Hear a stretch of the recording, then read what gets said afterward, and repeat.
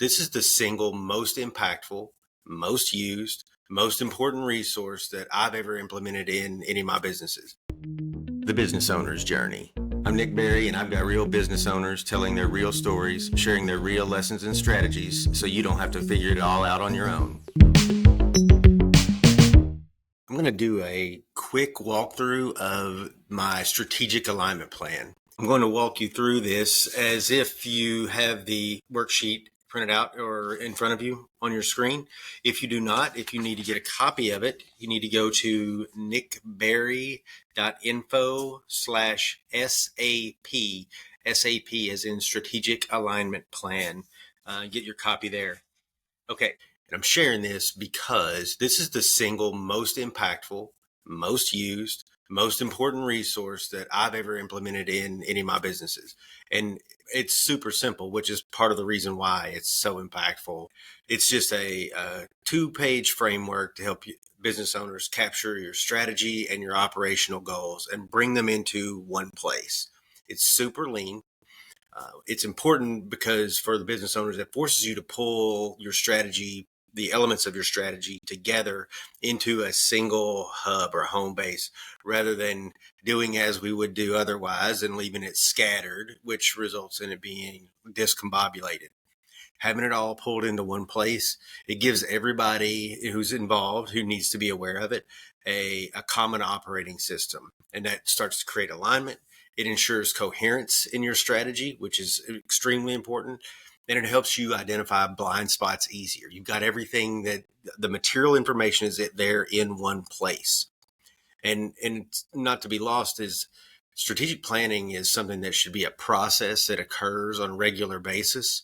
And having a single home base for the output of the strategic planning, a place for you to go and reference in between the strategic planning meetings, is extremely important. It helps you keep momentum behind that process and make sure that your strategy is not something that you come out of the planning process with and go put it on the shelf and let it start to collect dust. It like keeps it living and breathing in your business. I'm going to start with the cover sheet where you'll see that it says business alignment system, strategic alignment plan, and then it's got 3 steps. Know the vision, know your priorities, and get the job done. And that's the key to all of this. That's how you create alignment. That's how you chunk goals down, whatever the goals may be, into like productive activities. You know the vision, so that's your North Star, your long-term vision, the culture, and then knowing what to focus on means like what's important right now.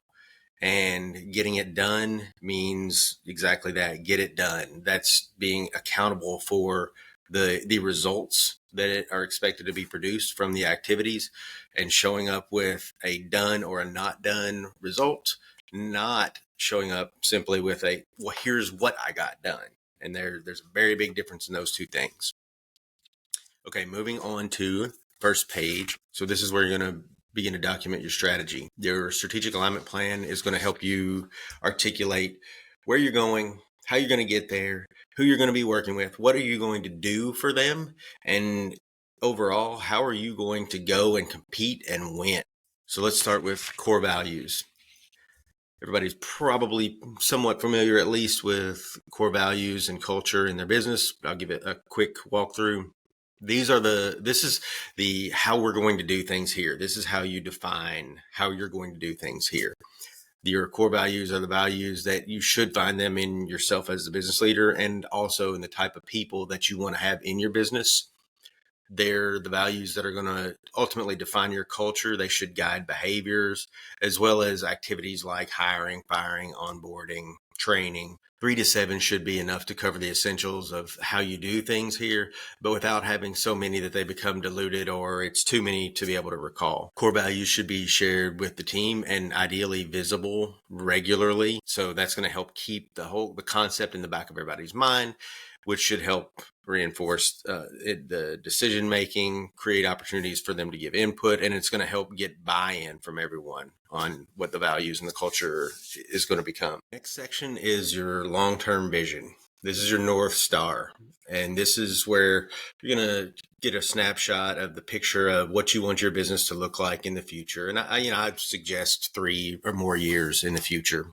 But whatever the vision is that you have, create enough of a picture create a picture in enough detail and clarity that you can then use that to reverse engineer to create an action plan to execute. And this is going to be your beacon to follow, to set your direction, and then also continually do your course corrections. It needs to be an inspiring picture for you and your team. It's a compass for the decision making. And even though the route might change of how you're going to get there over time, the destination is going to stay the same. The North Star is going to stay the same. You need to surface and share whatever the picture of your long-term vision is with your staff, the people that you need buy-in from regularly. That's going to keep the concept in the back of everyone's mind, similar to the core values. That's going to help guide their decision making, create opportunities for input, get buy-in. You're also going to use this to set your short-term goals.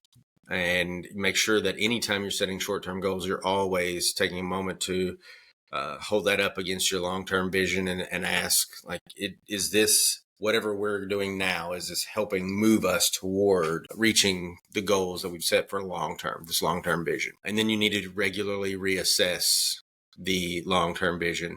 I would suggest yearly. I'm not sure that doing it any more frequently than that is necessary or even effective. But you need to spend some time as a leader, as the person responsible for it, reflecting and refreshing on what your perspective is on the long-term vision regularly. Next, you're going to outline your core offer.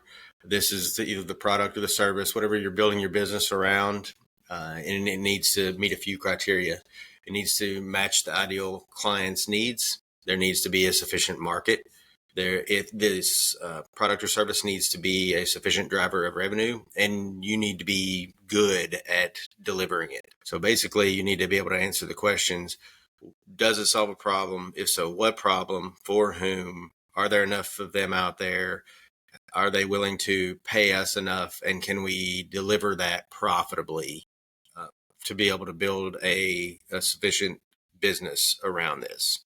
Okay, for positioning statement, differentiation, ideal client profiles, we're getting into the marketing strategy a little bit deeper.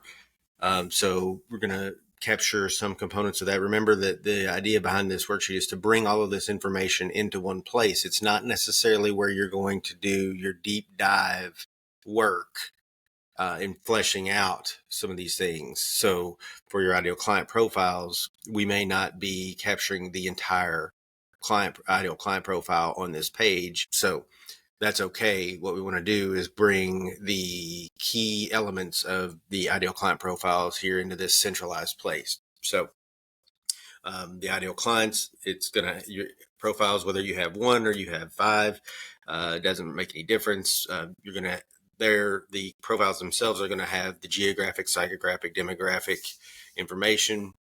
What I emphasize and I think is most important is that you're very clear on the elements that separate them, that actually make them the ideal client. Okay, so don't get lost in some of the secondary details that, while they might help with humanizing the profiles and are important for certain parts of the marketing or sales functions, they aren't necessarily what makes someone the ideal client. For example, my audience is business owners who are looking to level up their leadership, their strategy as entrepreneurs. And they're looking for mentorship and guidance in order to do that. So the characteristic that I'm looking for is that people who don't want to have to learn everything the hard way. Right. So that is a key element or descriptor of the ideal client that I would include here. What does not make all that much difference is that they're 44 years old and drive a Chevy Tahoe. So that, that's demographic information that's it's not material for this worksheet, for this document right now. So your ideal client profiles go there, and then also your positioning and differentiation. Your positioning is where you're articulating, why should a customer choose your business over someone else's?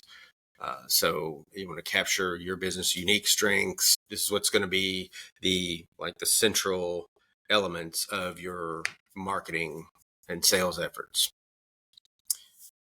And then at the bottom of the first page, we've got 1-year goals, and that's where we start to kind of bring all of this in the strategy into more of a focal point to build out the operational plan. So 1-year goals, pretty simple.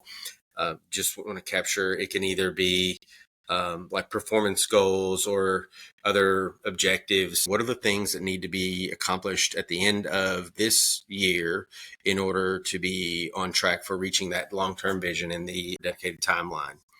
And I'm a big fan of SMART goals. And actually, I'd like to add an extra R to the end and do smarter goals. So specific, measurable, attainable, realistic, timely. And then the extra R would be results oriented. I want to make sure that we account for what's the outcome that's expected to be produced. So use a SMART or a smarter goal framework to establish your 1-year goals. And you can put those at the bottom of the first page. And then moving into the second page of the strategic alignment plan is where we start to capture the shorter term, more of the operational plan. And it's broken up into just a few simple sections. At the top, we've got our quarterly rocks. So we're going to use a quarterly strategic planning cycle. So we establish what our quarterly rocks are, and then our scorecard goals. So our rocks would be for objectives. Our scorecard goals would be for performance goals. And each one needs to be structured in a way so we know what's the outcome that's to be achieved, who owns it, what's the deadline, and then we can also use this worksheet to report in regularly whether we're on track or off track for hitting that goal by that deadline. So that's the quarterly rocks and the scorecard goals metric section. And then below that, there's an issues and opportunities list where it's just a holding area to document any of that can be problems or they can be opportunities, things that we want to address at the next quarterly planning conversation, so we can kind of keep track of loose end items without them having to take up space on someone's priority list. And that's the SAP. Again, it's a hugely productive tool. It's one that I insist on implementing in any of the businesses that I'm involved with, because it pulls all of the material, the high level information together in one place so we can all sing from the same songbook. We can all pull from the same source information. Our instructions or our guidance system, if you will, is all the same. And we use that rather than having to come back to the table and do these rebuild conversations, getting everyone on the same page as to who we are, what we're about, where are we going, how are we going to get there. You've always got this document that is a living, breathing document that we're going to just build upon over time, rather than we create one, we lose track of it, we come back, we try again. And so it's it's contiguous rather than being a transactional process. Thank you so much for listening. If you found the show valuable, you can say thanks and show your support simply by taking a quick second to like, share, and comment on the show. You can also find more information about each of my guests, all of the resources from the show, and myself at nickberry.info/tBOJ.